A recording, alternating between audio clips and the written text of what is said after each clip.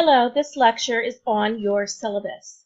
Just as if we were in class, I'm going to go over the key points with you, point out some important issues that you really need to attend, and then help you look up some other information you might need. I believe that this is posted in Blackboard already and that you will have seen it, at least through there. Sometimes I also email it. This says winter 2016. I just need to change it to 2018, which I'll do now. But the content in here is already correct. If you need me via cell phone for emergencies, this is my phone number. I need you to text me and not call me. I typically do not answer the phone for numbers that I don't recognize. This is my office phone number. I will rarely be on campus this winter, but when you put a message on my office phone, it comes over to my email account and I can listen to it at home. Office hours, we can set up a time to meet on campus, or we can do it through Collaborate Ultra, which I'll show you where that is in Blackboard when we get to that presentation. I'll be in our Collaborate Ultra page every Tuesday, 2 to 3 p.m., and every Monday, 7 to 8 p.m. This tells you my email address. You can email me directly, or you can do it through Blackboard. This class meets online and is an asynchronous for the most part, and that means that we're not all together. There may be a time that I ask us to sign up for different meeting times so we can talk together, but for the most part, this is asynchronous. This is your textbook. If you have an earlier edition, that's fine, but the readings will all be based on the 4th edition. You can go over the course description and course philosophy. The biggest part for me for the course philosophy is that you to understand that there'll be topics in this course that might be uncomfortable for you to think about or discuss. But the whole point of this course is to introduce you to other thoughts and beliefs and to see how that might relate to what you think or believe. These are the core learning goals. Because this is one of the core courses, we must address these issues. These are my learning goals. You can go back and look at them if you want. I'm not going to go over them. You will find them on all of the lessons that we do as well. These are national standards, the AHI/AFRIT standards, and for NCATE standards. So these are important for you to know if you're going to be a health science major. If not, they're not as important. For course policies, the attendance in an online course is based on whether or not you turn your work in. So if you don't turn your work in on time, you lose points. Attendance, it's an online class. So as I've explained, you need to turn your work in on time. And you're expected to participate in the class. And you're expected to have professional conduct. If someone says something that offends you, you should not say something like, that's really rude, or I don't like what you're saying. It would be more appropriate to say something like, I've never thought about that way, and I'm going to need to do some more thinking because I'm a little uncomfortable with that. Attendance, we've talked about. Assignments. An excused absence is excused if you have a death in the immediate family, severe illness, or a legal obligation, or a recognized religious observance. Because this is an online class, it's not a typical excused absence. You're going to have to produce a document from someone that says you could not participate in an online course. For example, you could be too sick to come to campus for class, but that doesn't mean you would be too sick to complete your assignments online. So keep that in mind. Participation, we've talked about. Conduct, these are important issues.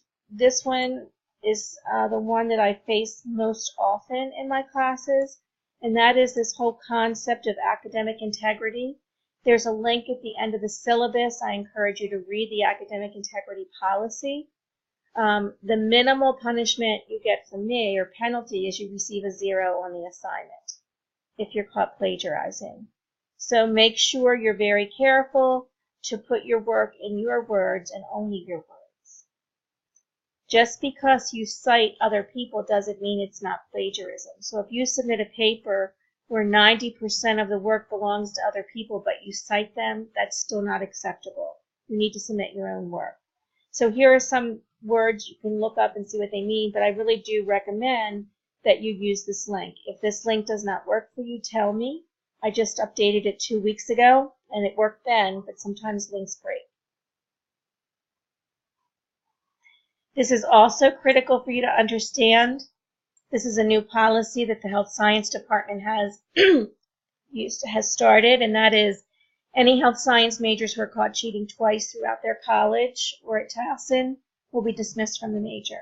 And that is to try to keep a handle on, you might cheat once accidentally, or you might cheat once because you made a very poor decision, but to do it twice shows a pattern of behavior that is not acceptable in the health field.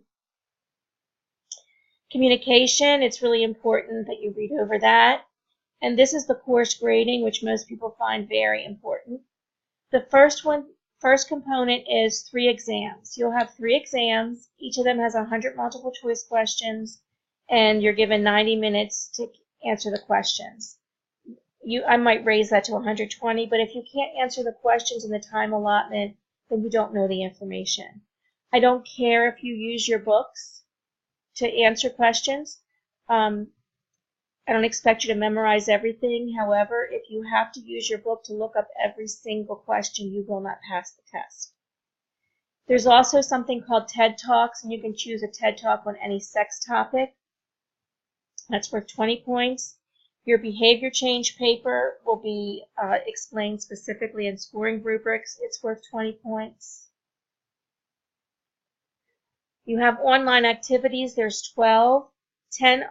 They're each 10 points, and 2 of the lowest will be dropped. And for that reason, these are not accepted late unless you have an excused reason, because the 2 lowest ones are dropped. If you mess up and forget to do something one time, it just counts as one of your 2 lowest scores. Discussion boards, there's 1 discussion board per unit, and this gives you the breakdown. So there are 2 at 15 points and 1 at 20 points. That comes to 50 points. You have journal entries, 1 for each unit. That's 60 points.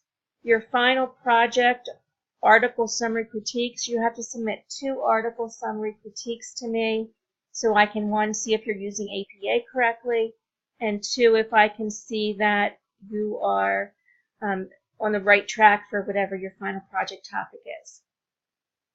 You also will submit a project outline so I can see if you're going down the right road for writing your paper. And those 3 assignments are designed to help you do well on your paper. Your paper is worth 40 points. And then you have online quizzes. And as I shared earlier in the other slideshow, 0 points. You can take them as many times as you want, and it will show you your grade and your grade history, but they do not count towards your grade. And this is very important. I do not give extra credit. There are a couple assignments within here that have extra credit points on them, like all the tests have a couple extra credit points. However, I'm not going to give anyone extra credit beyond what's already incorporated in the class. I encourage you to do well on the first time you submit something so that we don't have to worry about any fear of you not getting a C or better in the class. Exams, these are descriptions of your projects. However, you will get more specific, more detailed information in the Blackboard page. You are required to use one of these issues for your controversial issue paper. And if you have an idea that you think is good and you want me to consider it, I will.